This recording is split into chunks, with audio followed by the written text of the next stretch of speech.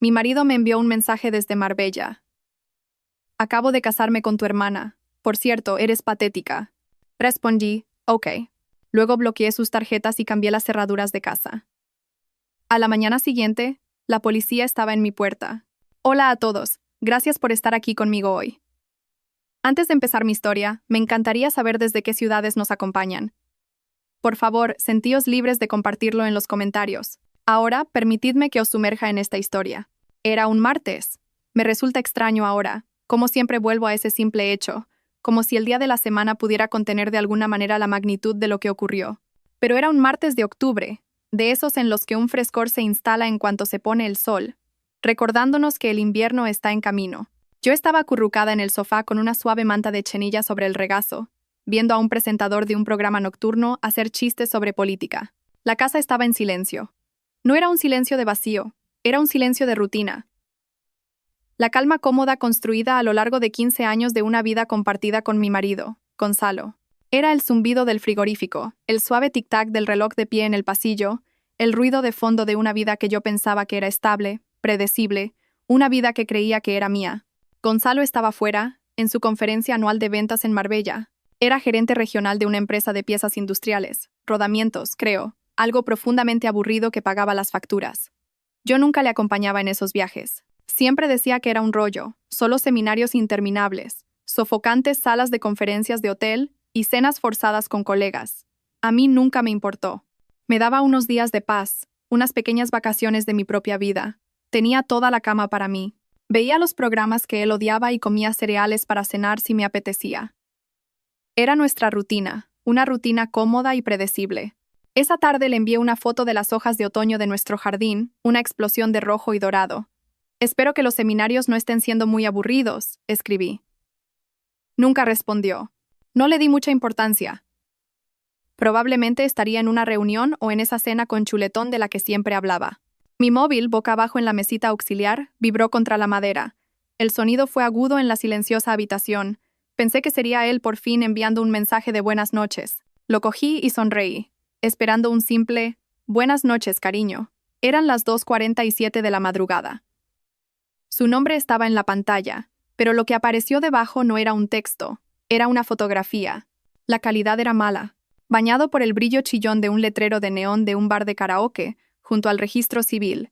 Allí estaba Gonzalo, con los brazos posesivamente alrededor de una mujer con un vestido blanco, corto y ajustado, de satén y encaje, que parecía sacado de una tienda de saldos.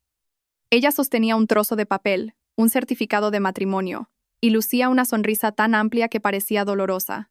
Gonzalo también sonreía, una sonrisa presuntuosa y triunfante que no había visto en su rostro desde su último gran ascenso. La mujer era mi hermana pequeña, Carolina. Creo que dejé de respirar. Recuerdo mirar su rostro, la misma nariz, los mismos ojos que yo tenía.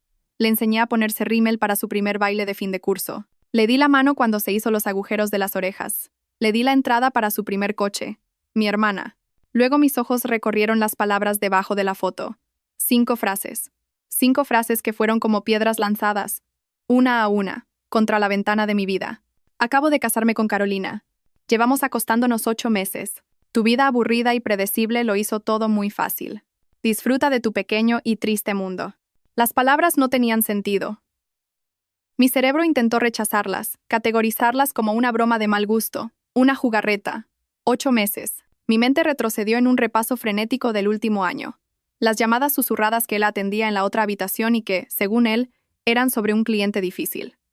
Las repentinas horas extra en el trabajo. La forma en que Carolina había estado tan distante últimamente, tan evasiva. Estaba todo ahí, una constelación de señales de alarma que había sido demasiado ciega, demasiado confiada para ver. El aire se espesó, mis oídos empezaron a zumbar, un sonido bajo y persistente. La voz del presentador de televisión se convirtió en un murmullo distorsionado y sin sentido. No grité, no tiré el móvil. Una extraña calma glacial se extendió por mis venas, congelando el pánico y el dolor antes de que pudieran empezar. Fue como si la parte emocional de mi cerebro se hubiera apagado y otra parte más antigua, más reptiliana, hubiera tomado el control. La parte construida para la supervivencia. Dejé el móvil y miré alrededor del salón, nuestro salón, las fotos en la repisa de la chimenea. Nosotros el día de nuestra boda, nosotros en un viaje a las Canarias, nosotros con mis padres en Navidad. Todo una mentira. Un museo cuidadosamente curado de una vida que no era real. Él esperaba un colapso. Él y Carolina probablemente estaban acurrucados en una cutre habitación de hotel esperando mi llamada histérica y llorosa. Querían oírme romperme. Querían el drama, la satisfacción de mi dolor. Cogí el móvil de nuevo. Mi pulgar se cernió sobre el teclado. Pensé en todas las cosas que podría decir, en toda la rabia y la traición que podría verter en un mensaje. Pero, ¿para qué? ¿Para qué darles esa satisfacción? No merecían mis palabras, no merecían mi ira. Escribí una sola palabra, 2 letras que parecían más frías y duras que el acero. Ok. Pulsé enviar. Y en ese momento Beatriz Sanz, la esposa aburrida y predecible, murió. Nació otra persona. En el instante en que pulsé enviar, algo cambió. El mundo, que había estado borroso y distante, se volvió nítido. El dolor y el shock seguían ahí, por supuesto, pero los metí en una caja pequeña y apretada y la empujé a un rincón de mi mente. Habría tiempo para eso más tarde. Ahora era tiempo de actuar. Fui a mi pequeño despacho en casa, el centro de mando de nuestras vidas. Aunque Gonzalo nunca lo vio así, él lo veía como el lugar donde yo hacía mis proyectitos y pagaba las facturas. No tenía ni idea de que era donde residía el verdadero poder. Años antes, después de que se olvidara de pagar el IBI y casi perdiéramos la casa, yo me hice cargo de todo. Él había invertido parte de nuestros ahorros en la startup de un amigo que era un éxito garantizado y que fracasó. Después de eso se lo dejé bien claro. Yo me encargo del dinero. De todo. Me lo entregó con un encogimiento de hombros de alivio, feliz de librarse de la carga. Él pensaba que era una tarea. Yo sabía que era control. Mis dedos estaban firmes mientras tocaba la barra espaciadora de mi ordenador, despertándolo. La pantalla proyectaba un brillo azul en mi rostro en la habitación oscura. Empecé una lista de verificación mental, metódica y precisa. Primero, los plásticos. Gonzalo tenía la cartera llena de tarjetas de crédito, pero todas eran extensiones de mis propias cuentas. Entré en el portal de American Express. La contraseña, una secuencia de caracteres de mi novela favorita, algo que él nunca adivinaría. Allí estaba, usuarios autorizados. Su nombre y su foto me sonreían. Hice clic en el pequeño botón de eliminar. Apareció un cuadro de diálogo. Esta acción es inmediata y no se puede deshacer. ¿Estás segura? Una sonrisa sombría asomó a mis labios. Sí, hice clic. Hice lo mismo con la Visa y hasta con la tarjeta de El Corte Inglés, que solo usábamos para las compras de Navidad. En menos de 5 minutos, el poder adquisitivo de Gonzalo se había reducido al efectivo que tuviera en el bolsillo. A continuación, el banco. Nuestra cuenta principal estaba en el Banco Santander, una cuenta que yo había abierto a mi nombre mucho antes de casarnos. Su nómina se ingresaba directamente allí y tenía una tarjeta de débito asociada. No lo eliminé de la cuenta, eso requeriría papeleo. Pero hice algo mejor. Inicié sesión. La contraseña era el apellido de soltera de mi abuela. Navegué hasta la página de transferencias de fondos. Seleccioné la cuenta corriente. Como destino, elegí mi cuenta de ahorro de alto rendimiento en un banco online completamente diferente. Una cuenta de cuya existencia él no sabía nada, donde guardaba mi fondo para imprevistos. Introduje el importe, dejando exactamente 158,20 € en la cuenta corriente, suficiente para cubrir la factura del gas, que se domiciliaba al día siguiente, pero no lo suficiente para un billete de avión o una habitación de hotel de lujo. Transferencia completada. El móvil era lo siguiente. Nuestro plan familiar, a mi nombre por supuesto. Entré en la web de la operadora. Podría haber cancelado su línea sin más, pero eso parecía demasiado limpio. En cambio, encontré la opción de denunciar su móvil como robado. Unos pocos clics y su servicio fue suspendido. Sin llamadas, sin datos. Estaba en una isla, y yo acababa de levantar los puentes. A las 3:15 de la mañana, había terminado la demolición digital.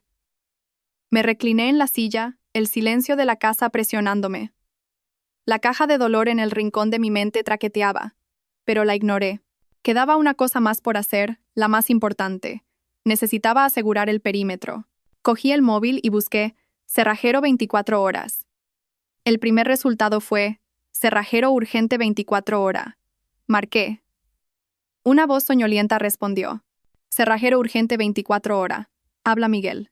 Hola, Miguel dije, mi voz tan tranquila como un lago helado. Me llamo Beatriz Sanz. Tengo una emergencia y necesito que cambien todas las cerraduras exteriores de mi casa inmediatamente. Hubo una larga pausa. Señora, son más de las 3 de la mañana. ¿Hay alguna amenaza? ¿Debo llamar a la policía? No es necesario, policía. Gracias, dije. La amenaza ha sido neutralizada, pero necesito asegurar mi casa. Puerta principal, puerta trasera y la puerta lateral del garaje. Eso es una llamada de emergencia con tarifa especial, señora. Serán 300 euros. Lo entiendo, dije.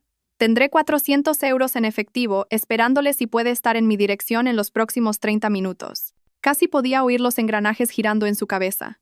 Ya me estoy poniendo las botas, dijo. Envíeme la dirección por mensaje. Mientras esperaba, realicé una última tarea catártica.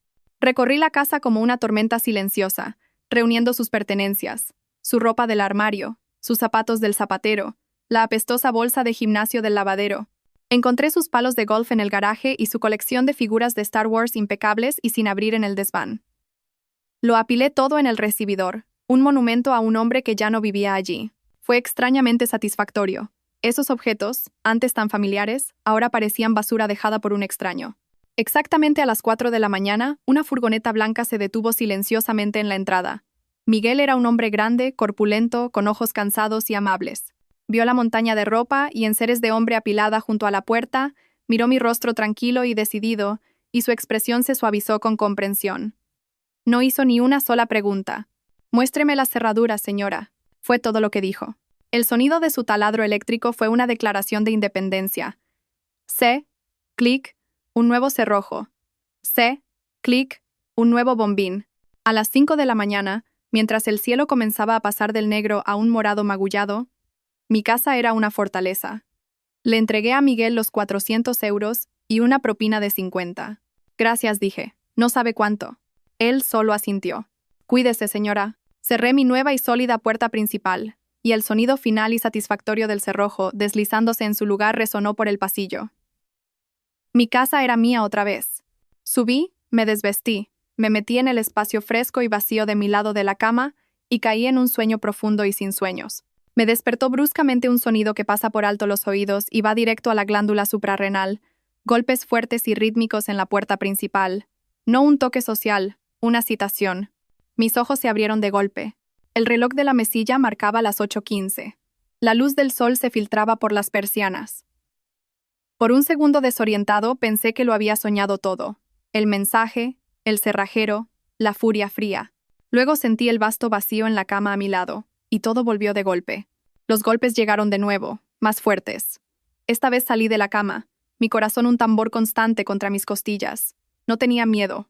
El miedo había sido quemado de mí alrededor de las 3 de la mañana. Lo que sentía era un sombrío sentido de inevitabilidad. Me puse mi bata de seda, me até bien el cinturón y bajé las escaleras. Por la mirilla vi los uniformes, 2 de ellos. Su coche patrulla estaba aparcado junto a la acera. Claro, este era su siguiente paso. Hacerse la víctima, llamar a las autoridades. Respiré hondo para calmarme, giré el pesado y desconocido cerrojo y abrí la puerta. «Buenos días, agentes», dije. Mi voz era clara y firme. El mayor tenía un bigote poblado y los ojos cansados de un hombre que había visto demasiadas disputas domésticas acabar mal. «¿Es usted Beatriz Sanz?» «Lo soy». «Recibimos una llamada de su marido, Gonzalo Robles», dijo, consultando una pequeña libreta. «Afirma que usted le ha impedido ilegalmente la entrada a su residencia. También hace algunas alegaciones sobre robo de propiedad y acceso a su salario». La pura y descarada audacia era para quedarse sin aliento. Mantuve mi rostro como una máscara perfecta de educada preocupación. «¿Mi marido, Gonzalo?», pregunté, como si estuviera confundida. «¿Está aquí? Me gustaría hablar con él». «Está de camino al aeropuerto, señora. Tuvo que llamar desde un teléfono fijo». Dijo que su móvil no funcionaba por alguna razón. El agente me miró. Un atisbo de sospecha en sus ojos. «Parece bastante alterado. Quiere que nos aseguremos de que pueda entrar en casa. Dice que su llave no funciona». «Ah, su llave no va a funcionar», dije, asintiendo. Hice cambiar las cerraduras por razones de seguridad. Dejé que eso flotara en el aire por un momento antes de continuar. «Agentes, parece que hay un malentendido fundamental aquí. En primer lugar, esta no es su residencia, es mía. Soy la única titular en la escritura. La casa fue comprada con fondos de una herencia de mi abuela 2 años completos antes de que me casara con el señor Robles». El policía más joven se movió, mirándome a mí y luego a su compañero. Claramente pensaba que esto era solo otro caso confuso de «él dijo», «ella dijo». Y en segundo lugar dije, cogiendo mi móvil de la consola del pasillo donde lo había dejado, aunque aprecio su preocupación, el señor Robles ya no es mi marido. El agente mayor frunció el ceño. Señora, con todo el respeto, eso es algo que debe decidir un tribunal. No puede simplemente declarar un matrimonio terminado. Normalmente tendría razones en ti. Pero Gonzalo tiene una tendencia a precipitar las cosas, ¿sabe? Se casó con otra persona ayer. Giré la pantalla del móvil hacia ellos. Tenía la foto y el mensaje de texto listos. Los observé inclinarse para leer. Vi el momento exacto en que la historia cobró sentido para ellos. Los ojos del policía más joven se abrieron de par en par y apartó la vista rápidamente, luchando por contener una sonrisa. El policía mayor, sin embargo, se quedó mirando la pantalla. Leyó el texto 2 veces. Miró los rostros sonrientes de Gonzalo y mi hermana. Luego levantó la vista y me miró. Me miró de verdad por primera vez. La sospecha había desaparecido, reemplazada por una especie de respeto cansado y asombrado. Soltó un silbido bajo. Esa es su hermana. Sí, terminé por él. Negó con la cabeza, volviendo a mirar el móvil. Bueno, ¿qué demonios? Como por arte de magia, su radio crepitó. Unidad 7. ¿Cuál es la situación en la residencia Robles? El denunciante está en la línea de nuevo, preguntando por qué no hemos derribado la puerta todavía. El agente mayor no apartó los ojos de mí mientras levantaba la radio. Central, espere. Me miró. Señora, sus pertenencias están empaquetadas y listas para irse, dije, apiladas en la entrada. No he tocado nada que no fuera exclusivamente suyo. Asintió, luego encendió la radio. Central, informe al denunciante que esto es un asunto civil y no vamos a forzar la entrada. La residencia es propiedad exclusiva de la señora Sanz. Hizo una pausa, y pude ver la sombra de una sonrisa bajo su bigote. Puede informarle también de que Lastra. Sanz ha presentado pruebas de que cometió el delito de bigamia en la provincia de Málaga hace aproximadamente 6 horas. Podemos tener un inspector esperándole en el aeropuerto si quiere presentar una queja formal. La respuesta de la radio no fue del operador. Fue un grito crudo y sin filtrar de pura rabia. Era Gonzalo, claramente en el altavoz de la centralita. Gritaba mi nombre. Gritaba sobre sus derechos, sobre su abogado, sobre su dinero. Era el sonido de un hombre cuyo mundo perfectamente construido acababa de ser aniquilado. El policía más joven se mordió el labio, sus hombros temblando de risa silenciosa. El mayor tranquilamente encendió la radio de nuevo. Señor, necesita calmarse y contactar con un abogado. Abandonamos el lugar. Se volvió hacia mí. Tengo la sensación de que tendrá noticias de su abogado, señora. Cuento con ello, dije. Ya he contratado a la mía. Me desearon un buen día y volvieron a su coche. Cerré la puerta, deslicé el pesado cerrojo en su lugar y apoyé la frente en la madera fría. El primer asalto había terminado, y yo había ganado. Pasé el resto de la mañana al teléfono con Margarita, la abogada de divorcios. Su voz era como grava y seda, una combinación de dureza y suavidad inmensamente reconfortante. Le expliqué la situación, desde el mensaje de las 2:47 de la mañana hasta la visita de la policía. Cuando le conté lo de la bigamia, hubo una larga pausa al otro lado de la línea. Beatriz dijo finalmente, y pude oír la sonrisa en su voz. Algunos clientes me traen un lío. Tú me has traído un regalo caído del cielo. Me dijo que no interactuara, que no hablara con él ni con mi hermana, y que documentara todo. La adrenalina de la mañana había desaparecido, dejándome hueca y temblorosa. Me preparé un té y me senté a la mesa de la cocina, mirando al jardín. Las hermosas hojas rojas y doradas sobre las que le había enviado un mensaje el día anterior parecían burlarse de mí. Sentí una oleada de dolor tan profunda que casi me dobló por la mitad. Esta era mi vida, mi familia, mi hermana. ¿Cómo había pasado esto? Estaba tan perdida en mis pensamientos que no oí el coche hasta que estuvo en la entrada. Levanté la vista y se me heló la sangre. Era el sensato Opel Corsa beige de mi madre. Y entonces se abrieron las puertas. 1, 2, 3, 4. Gonzalo salió del lado del copiloto, su rostro hinchado y rojo de ira. Carolina salió de detrás, pequeña y pálida, apretando su Rebeca a su alrededor como si tuviera frío. Mi otra hermana, Juana, salió detrás de Carolina, con los brazos cruzados y una familiar mirada de desaprobación en su rostro. Y finalmente mi madre, Leonor, salió del asiento del conductor con el bolso en la mano como un arma. No era una visita, era un ataque planeado y coordinado, una intervención en la que yo era la persona a la que había que intervenir. Marcharon hacia la puerta principal, un frente unido de traición e ilusión. Sonó el timbre, un sonido estridente y exigente. No me moví. Sonó de nuevo, y luego comenzaron los golpes. Beatriz, sé que estás ahí dentro. Abre esta puerta inmediatamente. Era la voz de mi madre, la que todavía podía hacerme sentir como una niña desobediente. Fui a la puerta y puse la cadena de seguridad antes de abrirla unos centímetros.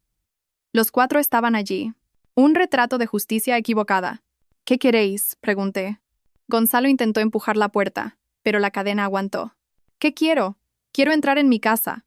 Quiero mis tarjetas reactivadas. ¿Qué demonios te pasa? No me pasa nada, Gonzalo dije, mi voz peligrosamente tranquila. Miré por encima de su hombro a las 3 mujeres que se suponía que eran mi familia. Mamá, Juana, ¿qué hacéis aquí? Estamos aquí para hacerte entrar en razón, dijo mi madre, su voz afilada. Estás montando una escena. Estás avergonzando a la familia. Sea cual sea vuestra discusión, Gonzalo, y tú tenéis que resolverla como adultos. Ahora quita esta cadena y deja entrar a tu marido y a tu hermana. La crueldad casual de sus palabras, tu marido y tu hermana, fue como un golpe físico. Sentí el último vestigio de esperanza, esa pequeña parte tonta de mí que pensaba que mi madre se pondría de mi lado, marchitarse y morir. Él no es mi marido, dije, entre dientes, y ella no es mi hermana. ¿Ya no? Juana resopló. Ahí va Santa Beatriz, la mártir. Siempre ha sido tan dramática. Probablemente tú le empujaste a esto con tus constantes quejas y tus hojas de cálculo para todo. Debió de ser asfixiante. Era Juana, siempre envidiosa, siempre lista con una observación cortante disfrazada de honestidad brutal. La ignoré. Miré a Gonzalo. Tienes 1 hora para retirar tus pertenencias de mi propiedad. Están en la entrada. Después de eso, haré que se las lleven a un punto limpio. Luego miré a Carolina. Estaba llorando ahora, lágrimas silenciosas corriendo por su rostro. No me miraba a los ojos. Espero que seas feliz, le dije. Las palabras con sabor a ceniza en mi boca. Espero que haya valido la pena. Beatriz, ya basta, interrumpió mi madre. No, dije, mi voz elevándose por primera vez. No basta. ¿Queréis hablar de vergüenza? Esto es una vergüenza. Estar en mi porche defendiendo a un traidor y a un bígamo. Deberíais avergonzaros todos de vosotros mismos. Fijé mi mirada en Gonzalo y Carolina. He tenido una mañana muy productiva hablando con mi nueva abogada Margarita. Le interesó mucho saber que vosotros 2 trabajáis para la misma empresa matriz. Dijo que los departamentos de recursos humanos se toman muy en serio las violaciones de sus políticas de relaciones y ética, especialmente cuando involucran un escándalo público. Un solo correo electrónico con una foto adjunta es todo lo que se necesita. Pensad en eso mientras cargáis vuestras cajas. El efecto fue instantáneo. Gonzalo se puso pálido. Carolina soltó un sollozo ahogado. Incluso mi madre y Juana parecieron momentáneamente aturdidas. Les había dado donde les dolía, en sus carreras, en su imagen pública. Sin más palabras, cerré la pesada puerta de un portazo. Me apoyé en ella, mi cuerpo temblando, mientras los sonidos ahogados de discusión y llanto se filtraban a través de la madera. Les oí cargar torpemente sus cosas en el maletero del Corsa, dándose cuenta rápidamente de que no cabría todo.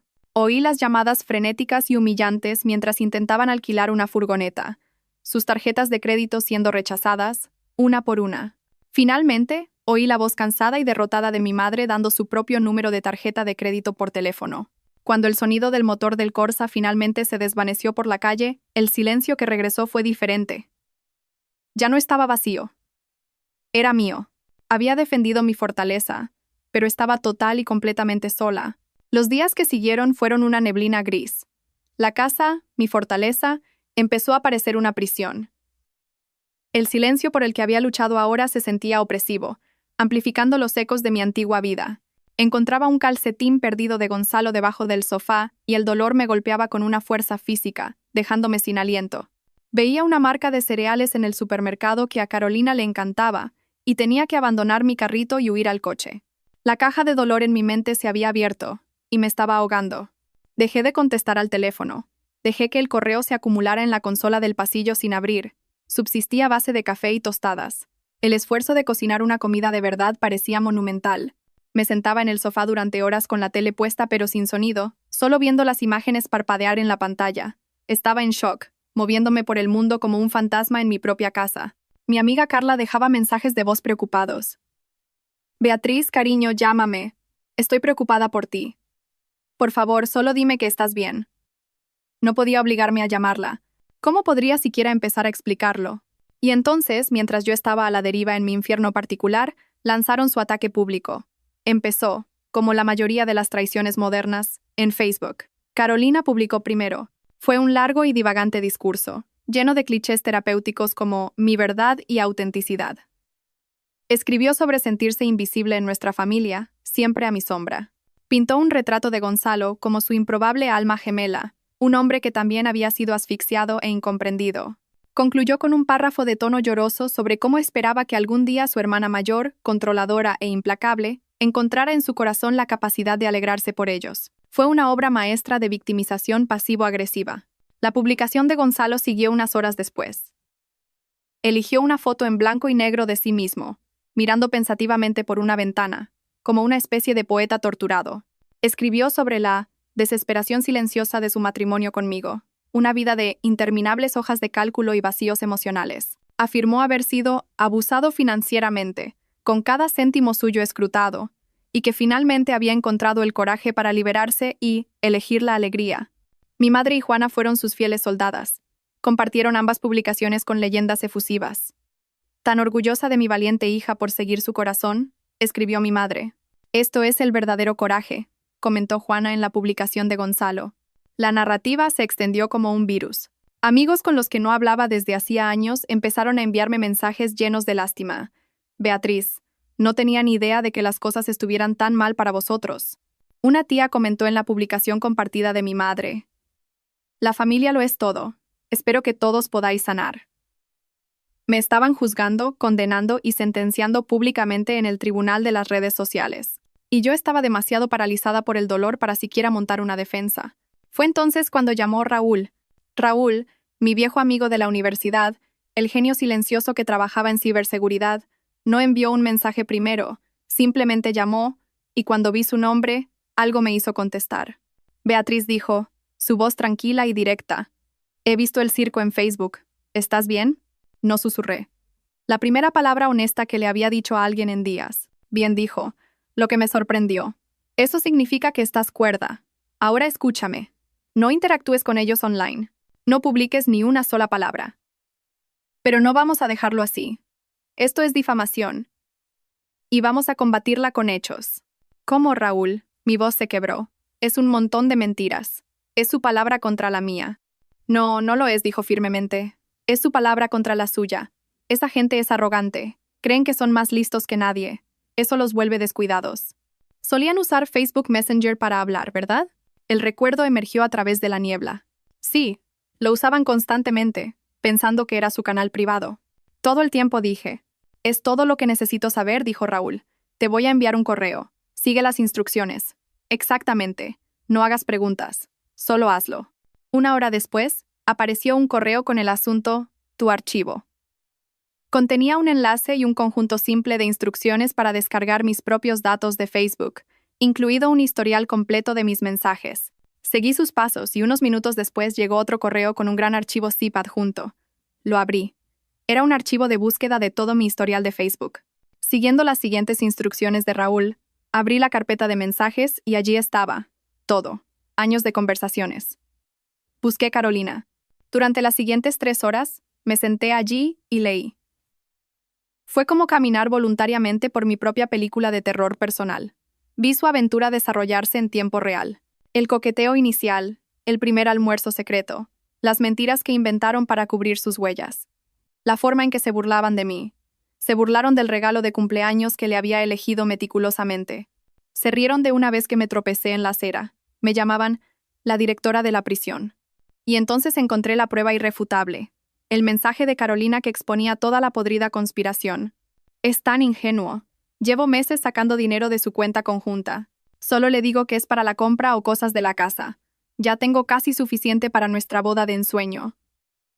No puedo esperar a ver la cara de estúpida de Beatriz cuando se dé cuenta de que le he timado en todo. La cuenta conjunta, la cuenta de la casa que se financiaba enteramente con mi salario y mi herencia. Sentí una oleada de furia incandescente que quemó la niebla del dolor. Inmediatamente entré en la web de mi banco y descargué los extractos de los últimos 18 meses de esa cuenta. Los revisé línea por línea con un rotulador, marcando cada retirada de efectivo, cada compra cuestionable. El total superaba los 10.000 euros. No escribí una refutación. No intenté contar mi versión de la historia. Dejé que ellos la contaran por mí. Hice capturas de pantalla, docenas de ellas, los mensajes más incriminatorios, los extractos bancarios subrayados. Creé un nuevo álbum de fotos en mi página de Facebook y lo titulé La Verdad. Subí cada captura de pantalla, una tras otra, y luego publiqué el álbum públicamente. Mi único comentario fue una cita de uno de sus propios mensajes. No puedo esperar a ver la cara de estúpida de Beatriz cuando se dé cuenta de que le he timado en todo.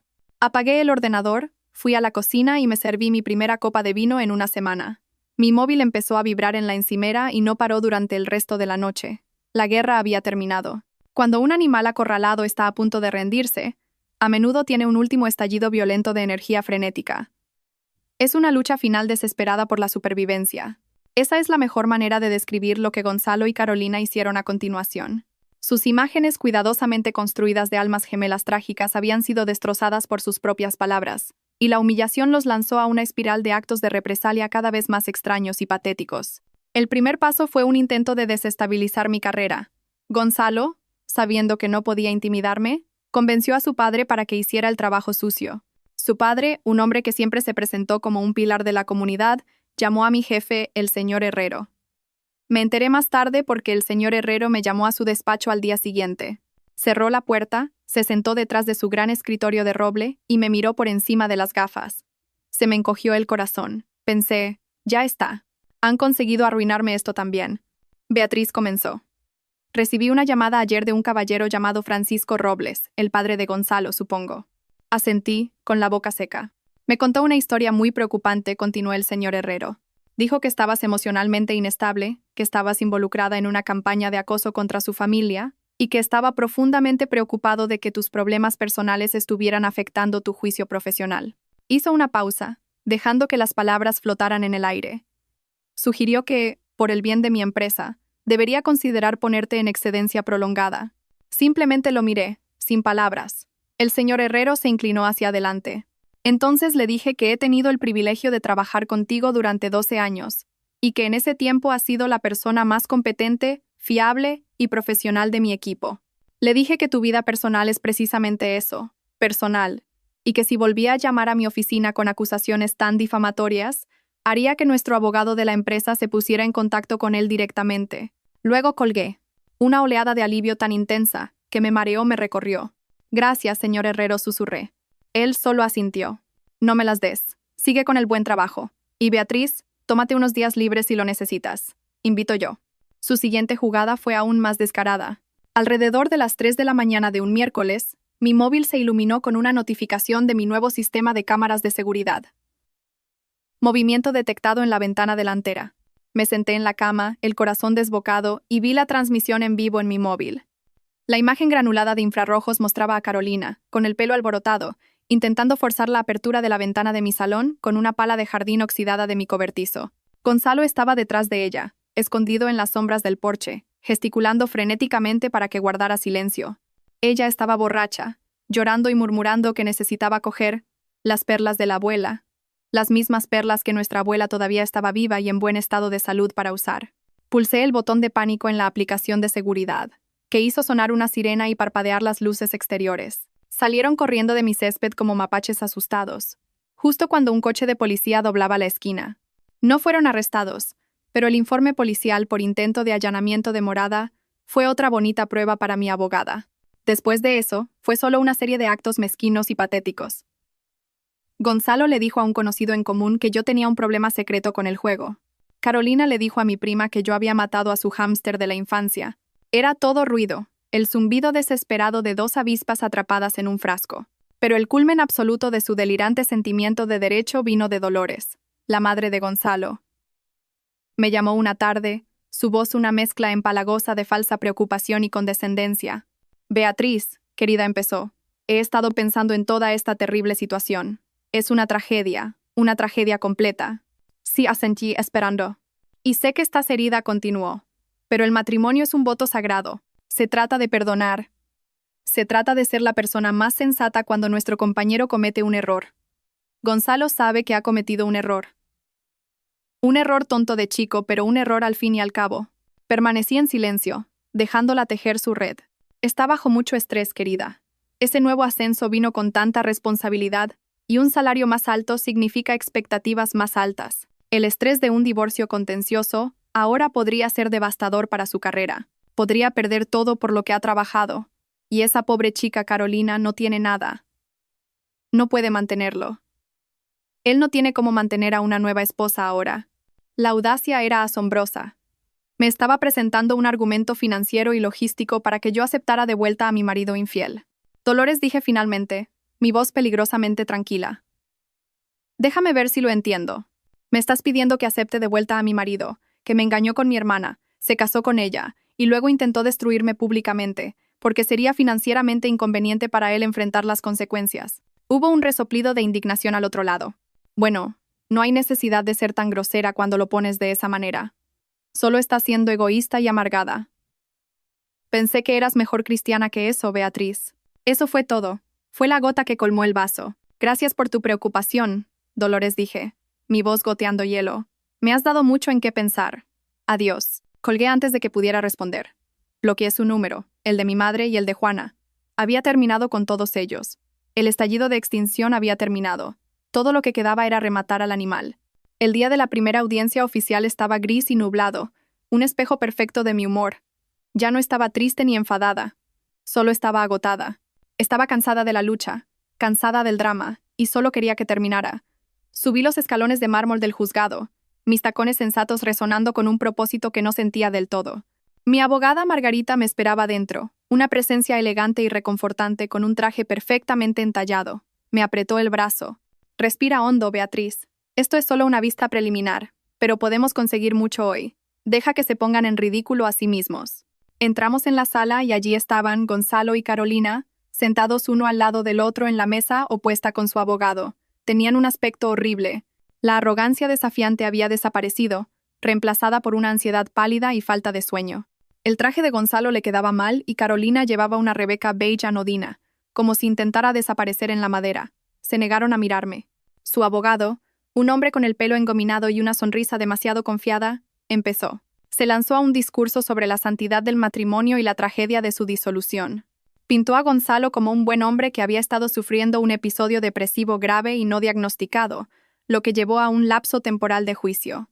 Describió a Carolina como una mujer profundamente empática, que simplemente había intentado ofrecer consuelo a un hombre que sufría, y su relación había florecido inesperadamente desde un lugar de apoyo mutuo. Incluso usó la frase, un error trágico y hermoso. Creí que Margarita se iba a reír a carcajadas. La jueza, una mujer formidable llamada jueza Almeida, con ojos agudos e inteligentes, permaneció impasible. Cuando le llegó el turno a Margarita, se acercó al estrado, no con un discurso, sino con un grueso y pesado dossier. Señoría, dijo, su voz cortando el aire sofocante de la sala. No estamos aquí hoy para psicoanalizar la crisis de la mediana edad del señor Robles. Estamos aquí porque el señor Robles, mientras estaba legalmente casado con mi clienta, contrajo un segundo matrimonio fraudulento con la hermana de mi clienta. Esto no fue un lapso de juicio. Fue la culminación de una aventura calculada de 18 meses, que también involucró el robo sistemático de más de 10.000 euros a mi clienta. Abrió el dossier. Presento como prueba una transcripción completa y sin editar de sus comunicaciones electrónicas que detallan la aventura, el engaño financiero y su intención maliciosa. Me gustaría llamar la atención del tribunal sobre la página 47. El abogado engominado se levantó de un salto. Protesto. Los mensajes privados de mi cliente no son admisibles. Fueron enviados con un plan de datos familiar, propiedad y pagado por mi clienta, contraatacó Margarita sin dudar. No hay expectativa legal de privacidad. Además, son directamente relevantes para las reclamaciones financieras y los motivos del divorcio. Protesta denegada, dijo la jueza, un brillo de interés en sus ojos. Prosiga, letrada. Margarita miró la página. El 12 de mayo, el señor Robles le escribió a la señora Sanz, Carolina. Beatriz está tan absorta en sus hojas de cálculo que ni se ha dado cuenta. Es como quitarle un caramelo a un niño. El 3 de junio, la señora Sanz, Carolina, escribió. No te preocupes de que se entere. Es demasiado aburrida y predecible para siquiera sospechar algo. Hizo una pausa, dejando que las palabras se asentaran. Luego dio el golpe de gracia. Y finalmente, señoría, en la página 62, un mensaje del señor Robles a la señora Sanz, Carolina, sobre sus planes post-Marbella. No puedo esperar a ver la cara de estúpida de Beatriz cuando se dé cuenta de que le he timado en todo. Un suspiro colectivo recorrió la pequeña galería. La jueza se quitó lentamente sus gafas de leer y se inclinó hacia adelante, fijando a Gonzalo con una mirada glacial. Señor Robles dijo, su voz peligrosamente baja. ¿Es esa una cita exacta? Gonzalo parecía un pez fuera del agua, su boca abriéndose y cerrándose. Fue una broma, tartamudeó, sacada de contexto. ¿Una broma? La voz de la jueza Almeida estaba teñida de incredulidad. Señor Robles, he presidido cientos de casos de divorcio. He visto ira, tristeza y traición. Pero rara vez he visto una crueldad tan premeditada y documentada. Por favor, ilumine al tribunal. ¿En qué contexto es gracioso planear robar a su esposa y regodearse en su dolor? Gonzalo se marchitó bajo su mirada, hundiéndose en su silla. Todo el aire se desinfló de él. Carolina rompió a llorar. Su abogado solo miraba su bloc de notas, como si contuviera los secretos del universo. La jueza los miró a ellos y luego de vuelta a Margarita.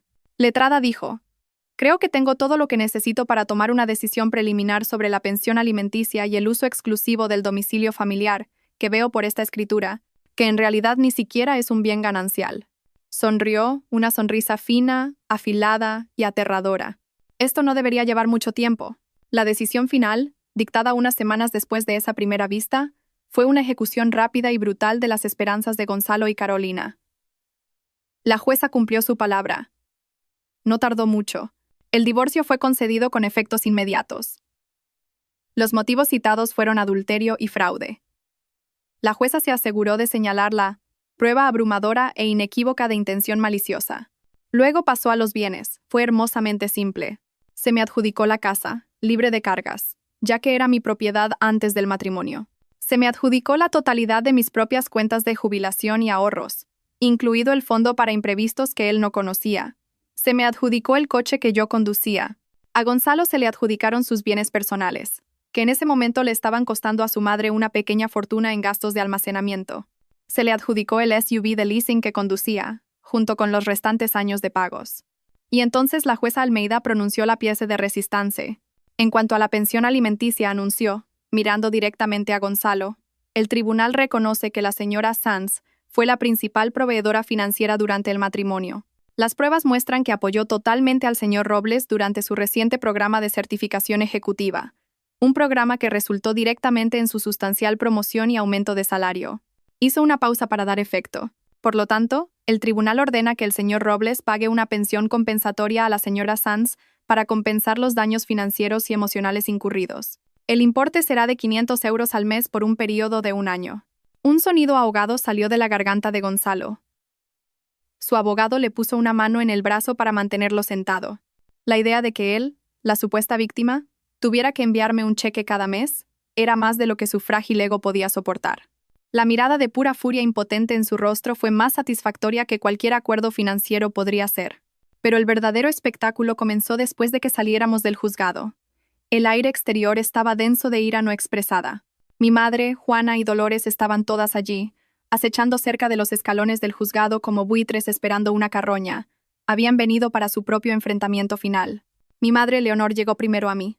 Su rostro era una máscara de líneas tensas y enfadadas. ¿Cómo has podido hacer esto, Beatriz?, siseó, su voz lo suficientemente alta como para que los transeúntes se giraran a mirar.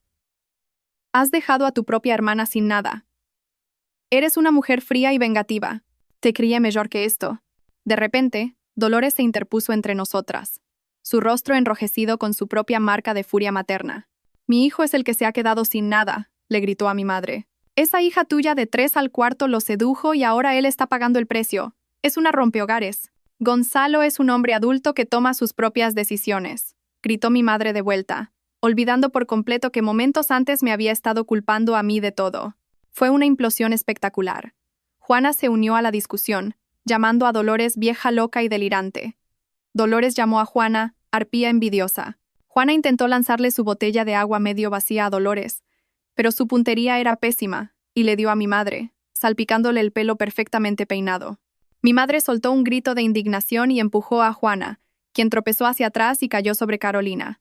Fue un colapso total de 4 mujeres en una acera pública. La gente se paraba a mirar, se sacaban los móviles. 2 corpulentos guardias de seguridad empezaron a moverse en su dirección. Durante toda esta caótica escena, me di cuenta de que Gonzalo no estaba en ninguna parte. Se había esfumado. Dolores se dio cuenta al mismo tiempo. Dejó de gritarle a mi madre y miró a su alrededor frenéticamente. ¿Dónde está, Gonzalo? ¿A dónde ha ido mi hijo? Luego, con una voz cargada de puro veneno, le gritó a Carolina, que sollozaba cerca. Probablemente se ha fugado con esa camarera. Jessica. Con ella ha estado mensajeándose toda la mañana. Una basura de 22 años que conoció en el casino. Te ha dejado a ti también, chica estúpida. Ese fue el golpe final para Carolina. La base de toda su fantasía, que ella era el gran amor de la vida de Gonzalo, se desmoronó en ese instante. Se hundió en la acera un montón de Rebecca Beige y sueños rotos y empezó a gemir. Era un sonido crudo, feo y primario de desesperación absoluta. No se suponía que pasara esto, sollozaba repetidamente. Me lo prometió. Juana, por un segundo fugaz, mostró un atisbo de deber fraternal. Se agachó. Está bien, Carolina dijo torpemente. Puedes venir a quedarte conmigo. Carolina levantó la vista, el rostro manchado de lágrimas y rímel. No puedo quedarme contigo, gimió. Tu apartamento huele a gatos y a tristeza. Eso fue todo. Fue el insulto final. Juana se levantó, su rostro endureciéndose en una máscara de asco, y se alejó sin una mirada atrás. Yo estaba allí, a pocos metros de distancia con Margarita a mi lado. Ella solo miró la escena, luego a mí, y negó con la cabeza. Y luego dicen que los abogados somos los dramáticos, murmuró. Yo no sentía rabia, no sentía tristeza. Sentía que acababa de ver la escena final, caótica y patética, de una película de la que ya no formaba parte. Ver a mi familia detonar en los escalones del juzgado fue una extraña experiencia extracorporal. Fue como ver la escena final de una obra terrible. El telón había caído, los actores eran un desastre, y yo ya estaba saliendo del teatro, parpadeando bajo la luz del sol brillante y limpia. En ese momento, viéndolas gritar y llorar, no sentí ni una pizca de odio o triunfo. Solo me sentí terminada, total y completamente libre. Si todavía estáis escuchando, ¿podríais hacerme un favor enorme? Por favor, dadle a me gusta a este vídeo y comentad con el número 1 abajo. Me dice que me habéis dado un pulgar hacia arriba y que habéis estado conmigo en todo este viaje. Vuestro apoyo es un estímulo increíble para mí. Por favor, comentad solo el número 1, y luego dejadme contaros lo que pasó después.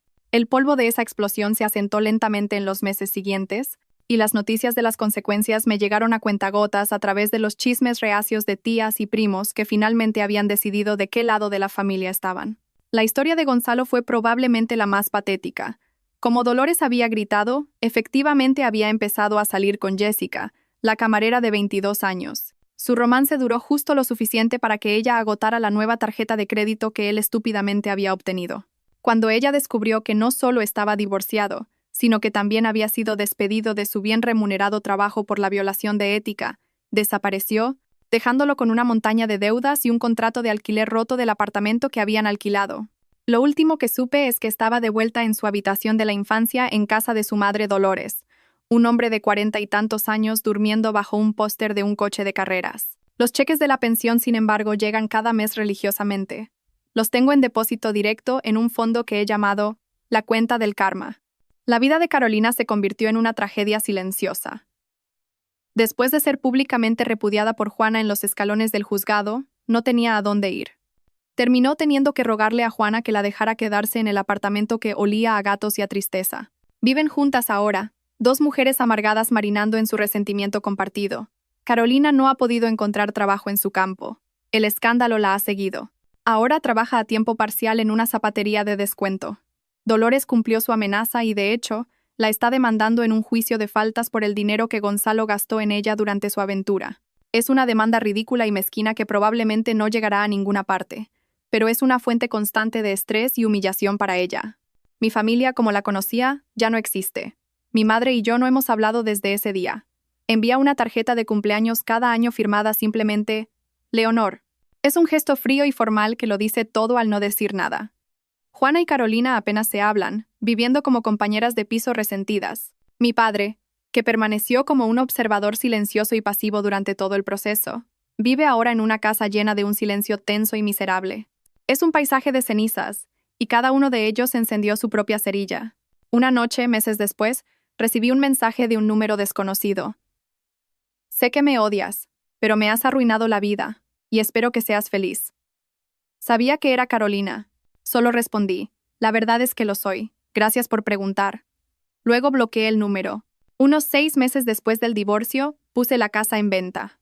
Era una buena casa, llena de 15 años de recuerdos, pero los buenos estaban manchados y los malos estaban empezando a filtrarse en las paredes. El día que se colocó el cartel de vendido en el césped, sentí una ligereza que no había sentido en años. Con los beneficios de la venta y el dinero de mi herencia, estaba financieramente segura y completamente libre por primera vez en mi vida adulta. No compré otra casa, compré una vida nueva. Encontré un apartamento moderno y luminoso en una parte de la ciudad que siempre me había encantado, llena de librerías y pequeños cafés. Tenía un balcón que recibía el sol de la mañana y era la mitad del tamaño de mi antigua casa, lo que significaba la mitad de la limpieza y la mitad del equipaje. El proceso de desempacar fue una alegría. No estaba haciendo espacio para las cosas de nadie más. Estaba curando mi propia felicidad. Compré un sofá amarillo brillante, algo que Gonzalo habría odiado. Colgué arte que amaba en las paredes. Llené el espacio con plantas, libros y música. Lentamente, comencé a reconstruir mi vida, no solo por fuera, sino por dentro. Empecé a ir al gimnasio de nuevo, no para perder peso, sino porque se sentía bien sentirse fuerte. Retomé el contacto con viejos amigos como Carla, que me había dejado mensajes de voz preocupados. Fuimos a almorzar y le conté toda la historia. Escuchó, lloró conmigo, se enfadó justamente por mí y luego me hizo reír hasta que me dolieron los costados. Empecé a sentirme yo misma otra vez. Fue entonces cuando conocí a Francisco. Estaba en mi clase de spinning del sábado por la mañana. Un hombre con ojos amables y una risa que le arrugaba las esquinas de los ojos. Era un profesor de historia de secundaria jubilado con una pasión por los chistes malos y el buen café. Nuestra amistad comenzó con conversaciones casuales después de clase, que se convirtieron en paseos juntos a la cafetería, que se convirtieron en cenas. En nuestra tercera cita, le conté todo. Puse todas las cartas feas y desordenadas sobre la mesa, medio esperando que saliera corriendo. Escuchó toda la loca historia, sin interrumpir ni una sola vez. Cuando terminé, se quedó en silencio por un largo momento, luego sonrió. Bueno, dijo, lo primero que me dice eso es que eres más dura que una piedra. Lo segundo es que estoy muy contento de no ser Gonzalo. Y me reí, una risa verdadera y profunda. Estamos tomándonos las cosas con calma, es fácil y es tranquilo, y es la relación más sana que he conocido. A veces me trae café de la pequeña tienda cerca de su casa, y siempre le pide al barista que escriba la Beatriz favorita de Francisco en el vaso. Es una tontería, pero me llena el corazón. El mes pasado, visité a Margarita para actualizar mi testamento. Esa copia enmarcada del certificado de matrimonio de Marbella de Gonzalo y Carolina todavía cuelga en su pared. Ambas la miramos y nos echamos a reír. Ya no vivo en el pasado. La ira se ha ido, el dolor se ha desvanecido en una cicatriz que me recuerda lo que sobreviví. Aquel día construí una fortaleza, no solo con nuevas cerraduras y contraseñas cambiadas, sino dentro de mí misma. Aprendí que soy mi propio puerto seguro. Soy mi propia protectora. No obtuve la vida que planeé, pero obtuve algo mejor. Obtuve una vida que es verdadera, completa y sin disculpas mía. Y es una vida hermosa,